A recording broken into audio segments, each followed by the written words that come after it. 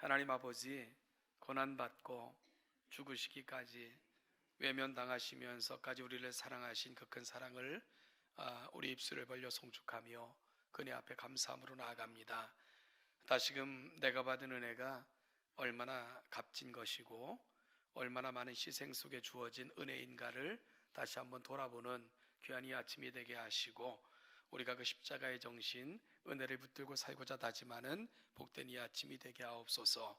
하나님의 말씀을 다시 표대 삼고 주의 뜻대로 살고자 하는 거룩한 다짐으로 아버지 앞에 나아가는 우리 모두가 되게 하여 주옵소서. 감사드리며 예수님의 이름으로 기도하옵나이다. 아멘. 심리학에서는 사람의 발달 단계를 구분하기를 좋아합니다. 학자들에 따라서 조금씩의 차이는 있지만 일반적으로 부모 아래에 전적으로 의존되어 살아가는 유년기, 또래 집단과 가까워지고 본격적 사회생활을 배우는 아동기, 사회생활을 시작하고 결혼하여 독립하는 청년기, 그리고 이후에 성년기와 노년기를 거치는 것으로 심리학에서는 주로 사람의 발달 단계를 구분합니다. 대부분의 사람들은 이와 같은 발달 단계를 거치면서 사회의 구성원으로 성장해 가고, 그리고 우리에게 주어진 한평생의 삶을 살아가게 되는 것이지요. 오늘 본문에서는 신앙의 단계들을 볼 수가 있어요. 먼저는 그때는 이라고 불렸던 시기에 속해 있었던 그리스도 밖에 있었던 시기가 있었다라고 사도 바울은 말합니다. 이 시기는 이 세상 풍조를 따르고 공중의 권세 잡은 자를 따랐으며 불순종의 아들들 가운데서 역사하는 영들에게 속해 있던 시기를 그때에 혹은 이전에 라는 말로 사도 바울은 그 시기를 구별하여 부르고 있습니다. 그리고 다음 단계는 이제는 이라는 시기에 속해 있는 단계입니다. 예수 그리스도 안에 거하여 예수 안에서 그리스도의 피로 가까워진 이러한 시기를 이제는 이라는 시기로 구분하여 설명하고 있는 거죠. 멀리 있던 자가 그리스도의 피로 가까워졌고, 이로 인하여 새 사람으로 지으심을 받아 하나님과의 관계가 회복되어 화평을 누리며 살게 된 시기입니다. 어찌 보면 현재 우리가 속해 있는 시기가 이 단계다라고 말씀을 드릴 수 있겠죠. 그래서 이제는 이라는 말을 영어로 now, 지금이라고 표현하는 것이 그러한 이유일 것입니다. 그리고 이제 우리에게 남겨진 또 다른 시기가 있습니다. 이제부터라고 불리는 시기입니다. 이제부터라는 표현을 다른 말로 하면 그러므로 라는 말과도 유사하고요, 이후로부터라는 표현과도 매우 밀접합니다. 우리의 각오와 새 사람으로서의 사명을 표현하고 있는 것입니다. 여러분들은 세상에 남아있는 가장 악랄하고 비인도적이며 반드시 사라져야 될 악습이 뭐라고 생각을 하십니까? 많은 사회학자들은 가장 악랄하고 비인도적이며 반드시 사라져야 될 악습은 신분제도다라고 말을 합니다. 신분제도에 대해 사전은 이렇게 정의하고 있는데요, 개인의 사회적 신분이 광범위하고 세습적으로 고정된 계급제도, 이걸 가리켜 신분제도라고 말합니다. 전존하는 가장 악랄한 계급제도는 인도의 카스트 제도로 많은 사람들이 꼽는데요, 이들은 인간의 계층을 4개의 계급으로 나누어 각 계급의 이동을 금지하고 각 계급에 맞는 고유한 일에 종사하도록 거의 규범화하고 법제화시킨 그런 제도를 가지고 있지요. 물론 지금은 많이 약화되었다고는 하지만 여전히 인도 사회의 많은 지역 영역에서 막대한 영향력을 미치는 그러한 제도입니다. 한때 우리나라도요, 태어나면서부터 정해진 신분을 갖고 태어나 일평생 그 채워진 족쇄에서 벗어날 수 없는 그 운명을 이렇게 받아들이며 살았던 그런 시대가 있었죠. 여러분, 이런 시대, 이런 제도에서는 태어남이 기쁨이 될 수 없을 것 같아요. 그죠? 노비의 신분에서 자녀를 낳았다. 그럼 그 자녀는 평생 노비로 살아야 되는 거예요. 이동도 자유롭지 않고 계급의 변화도 없는. 그러면 그 태어난 아이로 말미암아 부모는 또 다른 근심, 이 아이가 살아갈 세상, 저가 맞이할 세상이 어떨까 근심하며, 그 정말 가장 기쁘고 감격스러운 순간이 걱정이고 근심이고 안타까움일 수밖에 없었던 그런 시대였을 것이다 생각이 듭니다. 태어나면서부터 정해진 신분을 운명처럼 받아들여야 하는 인생, 생각만 해도 가슴 저변이 각탑해오는 이런 걸 느끼지 않겠습니까?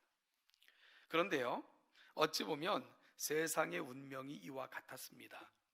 죄 가운데 태어나 죄 가운데 살다가 이 세상의 짧은 생을 마치면 영원한 멸망, 저주가 기다리고 있는 삶, 이것이 어찌 보면 이 세상 사람들에게 지어진 운명이었기 때문입니다.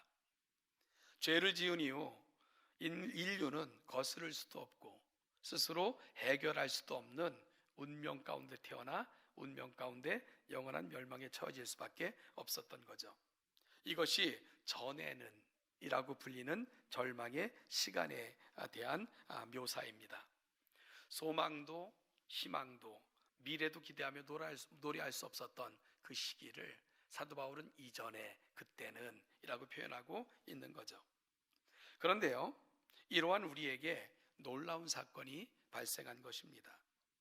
바로 하나님이신 예수님께서 이 땅에 육신을 입고 인간의 몸을 입고 우리 가운데 임마누엘 하신 것입니다. 이렇게 오신 하나님의 이름이 바로 예수입니다. 예수는 우리의 그리스도가 되시기 위해, 즉 구원자가 되시기 위해 죄 없으신 분이 스스로 죄인이 되셔서 모든 죄를 짊어지시고 십자가에서 죽으셨습니다. 그리고 영원한 형벌을 홀로 감당하셨습니다. 하나님의 십자가와 죽음, 이는 마귀가 걸어놓은 인간 위에 군림하며 지배하던 죄로부터 우리를 해방시키기 위해 하나님께서 지불하신 대가, 그것이 바로 십자가와 죽음입니다.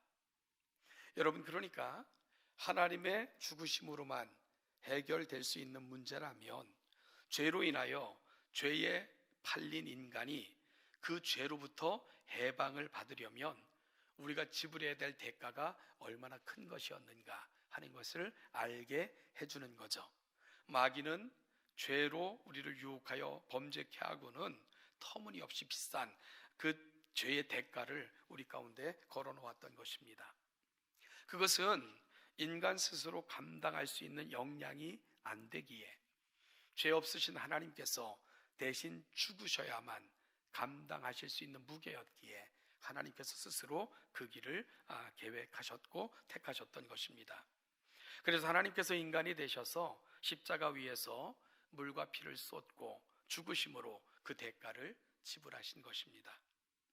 그래서 주님께서 십자가 위에서 돌아가시면서 외치신 마지막 말, 다 이루었다.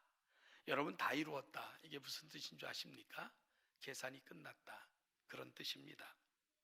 이 다 이루었다에 해당하는 헬라어가 테텔레스타이인데, 이 테텔레스타이는 채무 관계가 끝날 때 채무자가 채권자에게 돈을 다 갚고요, 다 지불됐다 하는 도장을 찍어요. 그리고 했던 마지막 말이 테텔레스타이입니다. 채무자가 채권자에게 모든 빚을 청산하고는 이제 다 끝났습니다 하면서 외친 말이 테텔레스타이라는 거죠. 바로 테텔레스타이는 우리 채무 관계가 끝났다 하는 선언이 되는 겁니다. 그래서 다 이루었다는 말을 묵상하던 한 그리스도인 시인은 이렇게 노래를 했죠. 그날 그 하늘을 날던 새들은 시커먼 먹구름으로 뒤덮인 하늘을 보며 다 이루었다고 조아립니다. 그 구름은 더 높이 있는 구름에게 외칩니다. 다 이루었다. 다시 그 구름들은 하나님의 보좌를 옹이하고 있는 영광의 그룹들을 향하여 외칩니다. 다 이루었다. 그리고 천사들은 하나님의 보좌 앞에 엎드려 말합니다. 아버지 하나님이시여, 당신의 보내심을 받은 독생자 예수는 범죄한 인간을 구속하시기 위하여 방금 그 십자가에서 붉은 피를 쏟으심으로 인류의 구원을 다 이루셨습니다 라고 노래를 했습니다. 당신의 보내심을 받은 독생자 예수는 범죄한 인간을 구속하시기 위해, 여러분, 구속이라는 말이 바로 값을 지불하다, 그런 뜻이거든요. 그러니까 예수님의 십자가는 내 죄에 대한 속량의 사건인 거고, 그로 말미암아 우리는 채무관계로부터 완전히 벗어나게 된 것입니다. 죄의 결과가, 죄로 말미암아 짊어졌던 모든 것들이 우리로부터 다 해방된 것, 그것이 바로 십자가의 의미입니다. 이것이 바로 십자가가 갖고 있는 아름다움입니다. 십자가 위에서 되어진 사실입니다. 그래서 그 결과를 오늘 본문에서 사도 바울은 이렇게 설명합니다. 14절부터 18절을 보시면, 그는 우리의 화평이신지라 둘로 하나를 만드사 원수된 것 곧 중간에 막힌 담을 자기 육체로 허시고 법조문으로 된 계명의 율법을 폐하셨으니 이는 이 둘로 자기 안에서 새 사람을 지어 화평하게 하시고 또 십자가로 이 둘을 한 몸으로 하나님과 화목하게 하려 하심이라. 원수된 것을 십자가로 소멸하시고 또 오셔서 먼 데 있는 너희에게 평안을 전하시고 가까운 데 있는 자들에게 평안을 전하셨으니 이는 그로 말미암아 우리 둘이 한 성령 안에서 아버지께 나아감을 얻게 하려 하심이라 라고 십자가의 사건을 사도 바울은 설명했습니다.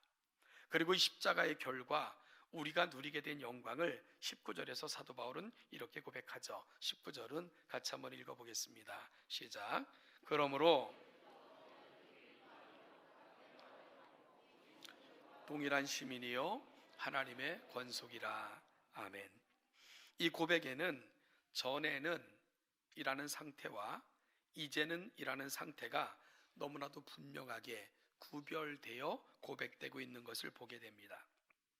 전에는 약속에 대해서는 외인이었고요, 할례를 받은 사람들에게는 무할례자라 칭함을 받았던 사람들이었고, 하늘의 기업에 대해서는 아무런 상관이 없는 나그네였는데, 이제는 하늘의 거룩한 무리들과 동일한 시민이고 하나님의 권속, 즉 하나님의 자녀가 되었다고 고백합니다. 그리고 전에는과 이제는 그 사이에 그 놀라운 변화의 가운데는 바로 십자가 사건이 있었던 거죠. 여러분, 십자가는 어떤 의미일까? 사도 바울은 십자가가 갖고 있는 그 의미를 아주 자세하게 설명을 해요. 십자가는 14절 표현대로 막힌 담을 허신 사건이고요, 15절의 고백처럼 율법의 저주를 푸신 사건이고, 18절 말씀대로 아버지께로 나아갈 수 있는 길을 내신 사건, 그것이 바로 십자가입니다. 그 안에서 먼 데 있는 자들과 가까운 데 있는 자들이 하나가 되어 위대한 하나님의 한 권속으로 태어나게 하신 재창조의 사건, 그것이 바로 십자가입니다. 이 모든 것들이 십자가 위에서 되어진 것입니다. 그 결과 우리는 외인도 아니고 나그네도 아닌 오직 성도들과 동일한 시민, 하나님의 권속이 되었습니다. 이것이 현재 우리의 신분이고 또 장차 누릴 영광입니다. 그리스도 안에서 주어진 놀라운 결과일 뿐만 아니라 또한 우리의 특권이기도 합니다. 사랑하는 동천교 성도 여러분, 오늘은 교회가 함께 종려주일로 지키는 주일입니다. 바로 이 일을 이루시고자 예루살렘으로 걸어 들어가셨던 그 예수님을 기념하는 절기입니다. 사랑하는 여러분, 내가 받은 은혜, 그 은혜가 내게 은혜가 되기 위해 누군가가 지불하신 사건, 바로 하나님이 지불하신 사건, 그것이 바로 십자가였습니다. 외인처럼 나그네처럼 정처 없이 살아갈 수밖에 없는 우리가 하나님의 가족이 되고 영원한 기업을 누릴 자로 다시 태어나는 사건, 바로 십자가는 저와 여러분들에게 그러한 의미입니다. 그럼에도 불구하고 혹시 우리는 아직까지도 외인처럼 나그네처럼 정처 없이 살아가고 있는 것은 아닌가? 이 종려주일 내게 되어진 은혜를 다시 확인하는 가운데 그 나라의 거룩한 백성으로 하나님의 가족으로 살겠다고 하는 거룩한 다짐으로 나아가는 복된 이 아침이 되시기를 주님의 이름으로 축복합니다. 이제 오늘 본문을 통해 우리가 함께 살피고자 하는 마지막 부분은 이제부터라는 부분입니다. 앞서 이제부터라는 표현은 다른 말로 하면 그러므로라는 말과도 유사하고 이후로부터라는 표현과도 매우 밀접하다 말씀드렸습니다. 우리의 각오와 새 사람으로서의 사명을 표현하고 있는 것입니다. 그러니까 그러면 나는 어떻게 살아야 될 것인가? 이 말이 이제부터라는 말이 갖고 있는 의미가 되겠지요. 여러분, 나는 어떻게 살아야 되는가? 이제부터 내가 살아야 될 삶의 자리, 그 사명을 사도 바울은 20절, 21절, 22절에서 이렇게 고백합니다. 같이 한번 읽어보실까요? 20절로 22절입니다. 시작. 너희는 사도들과 선지자들의 토위에 세우심을 입은 자라. 친히 모퉁이 돌이 되셨느니라. 그의 안에서 건물마다 서로 연결하여 주 안에서 성전이 되어가고 너희도 성령 안에서 하나님이 거하실 처소가 되기 위하여 그리스도 예수 안에서 함께 지어져 가느니라. 아멘. 이것이 이후로 우리가 감당해야 되고 잊지 말아야 될 우리의 사명입니다. 여러분, 사실 에베소서 2장 20절부터 22절은 교회론적으로 아주 중요한 부분입니다. 아주 놀라운 교회론에 대한 고백을 담고 있는 본문이기도 합니다. 이 본문을 통해 우리는 교회에 관한 세 가지 진실을 확인할 수 있게 됩니다. 그것은 교회의 시작, 교회의 터, 교회가 나가야 되는 방향을 오늘 본문은 너무나도 자세하게 말씀해주고 있기 때문입니다. 사도 바울은 이 거대한 진리를 한 건물이 지어져 가는 건축의 모습으로 설명하고 있습니다. 즉, 교회에 터가 마련이 되고 모퉁이들이 놓여지자 드디어 벽돌을 쌓듯이 서로 연결하여 성전이 되어 간다라고 교회의 과거, 현재, 미래를 사도 바울은 건축에 비유하여 설명하고 있기 때문입니다. 여기서 교회의 터는 사도들과 선지자들입니다. 이들은 신구약 시대 하나님의 말씀을 맡은 그런 자들을 대표합니다. 따라서 교회의 터는 뭐인 줄 알게 됩니까? 하나님의 말씀, 신구약 성경인 것을 분명히 알게 되는 거죠. 여러분, 한 건물의 터가 매우 중요하지 않습니까? 마찬가지로 교회의 터는요, 오직 하나님의 말씀의 터 위에만 세워져야 됩니다. 하나님의 말씀의 터 위에 세워지지 않은 것은 아무리 건물이 화려하고 외관이 웅대해도 결코 하나님의 교회, 성전이 될 수는 없습니다. 그리고 이 터에 주춧들이 놓여졌습니다. 바로 예수 그리스도께서 친히 모퉁이 돌이 되어주셨습니다. 모퉁이 돌은 벽과 벽이 만나는 건물의 모서리 혹은 모퉁이에 쌓는 돌을 말합니다. 특히 중요한 모퉁이 돌은 건물의 기초를 놓는 돌로서 일반적으로 공공 건물과 도시의 성벽을 세우기 위해 선별된 특히 견고한 돌을 모퉁이 돌이라 일컬었습니다. 따라서 이 단어는 땅의 기초를 놓는 일을 설명할 때도 사용이 되고요. 성경은 예수를 영적인 집인 성전의 기초 모퉁이 돌로 그렇게 제시하는 것도 이와 같은 이유입니다. 따라서 예수님께서 친히 성전의 모퉁이 돌이 되셨다는 것은 예수님이 교회의 기초이며 이 터 위에 성전은 지어져 가야 된다라고 말씀하고 있는 것이지요. 교회의 모퉁이 돌이 예수님이십니다.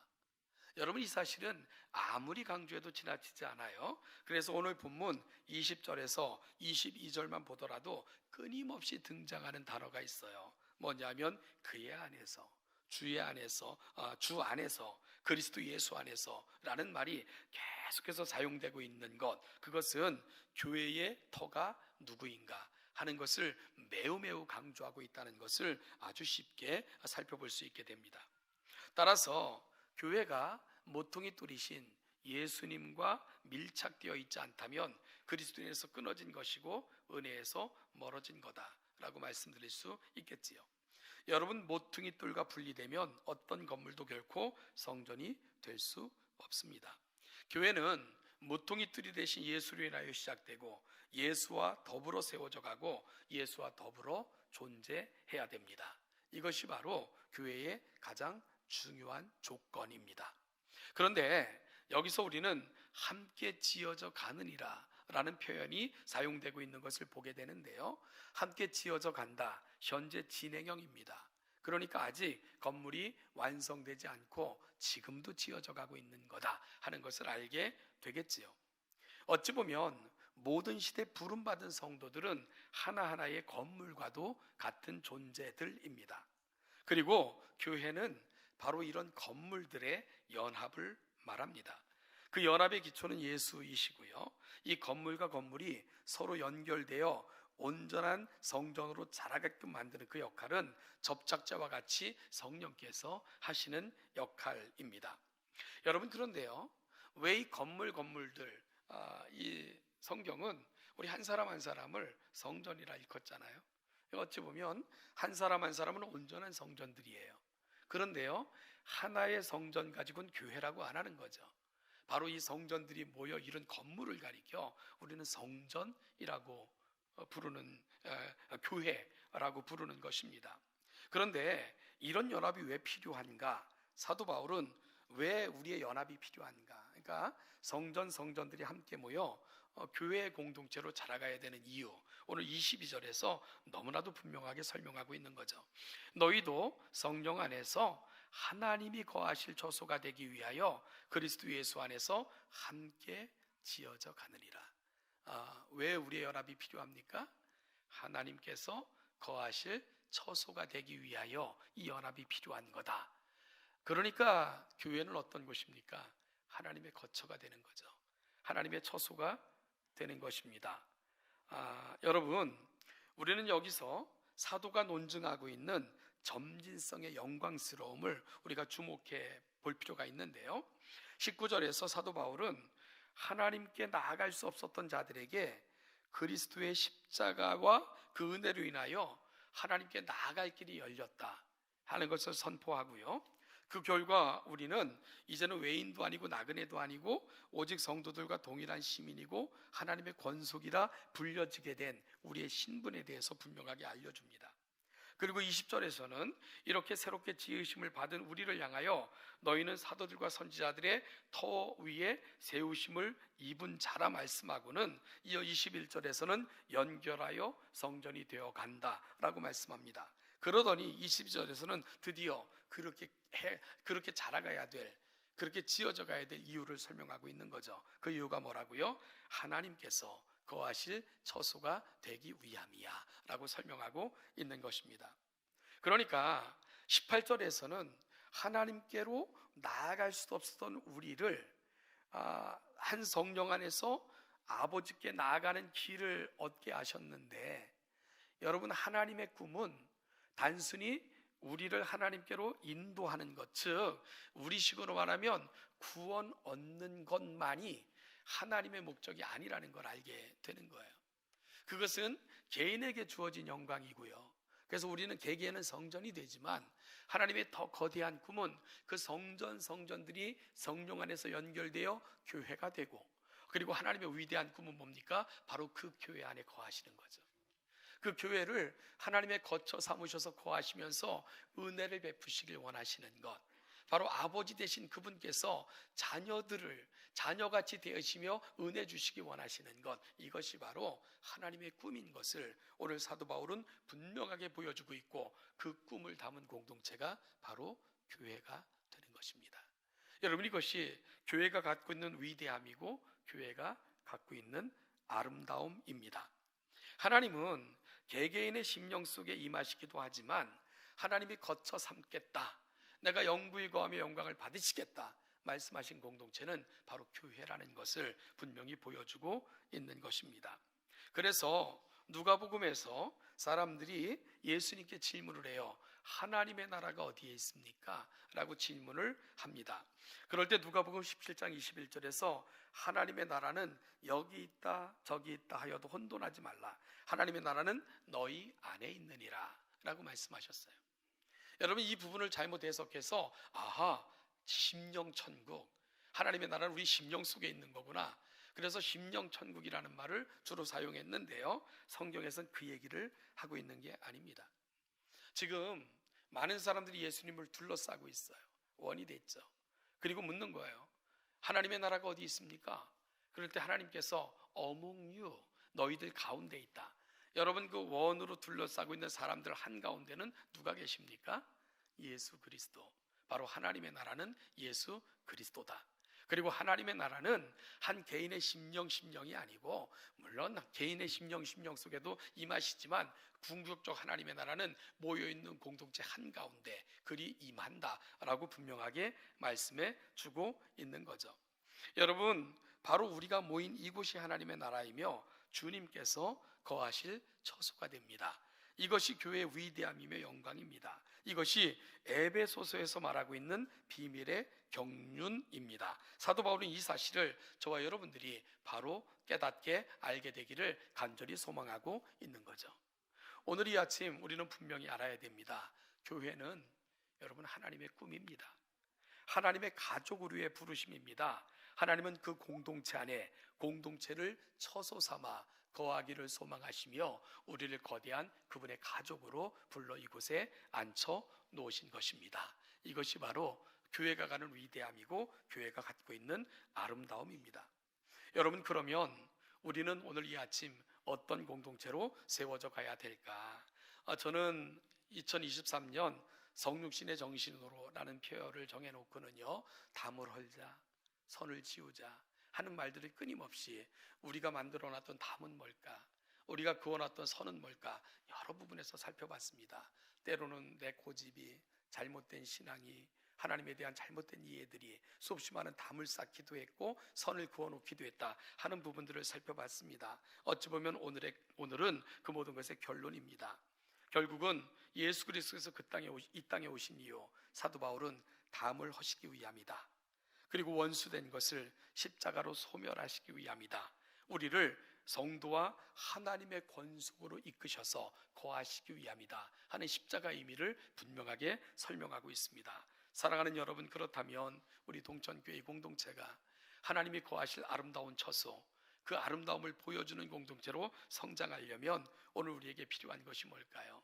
아직도 우리 안에 쌓여있는 담이 있다면 십자가의 정신으로 담을 허실 것을 결심하시는 오늘 이 아침이 되시기를 소망합니다. 십자가의 사랑으로 혹시 우리 안에 아직도 놓여있는 원수된 것들이 있다면 소멸하시는 놀라운 은혜가 우리 가운데 충만하기를 간절히 소망합니다. 그렇게 우리가 성령 안에 거하심으로 하나님께서 거하셔서 기뻐하시고 하나님께서 그 자녀들을 보시며 감동하시고 그 전에 거하시면서 하나님께서 은혜를 베푸실 만한 정말 놀랍고 아름다운 공동체, 우리 동천교회가 바로 그런 공동체로 주 안에서 세워져 갈 수 있기를 오늘 십자가의 정신으로 다시 그것을 꿈꾸며 기도하시고 간절히 소망하시며 이 일 위에 헌신하기로 이제부터 그리 살겠다 다짐하시는 복된 이 아침, 오늘 종료주일이 되시기를 주님의 이름으로 축복합니다.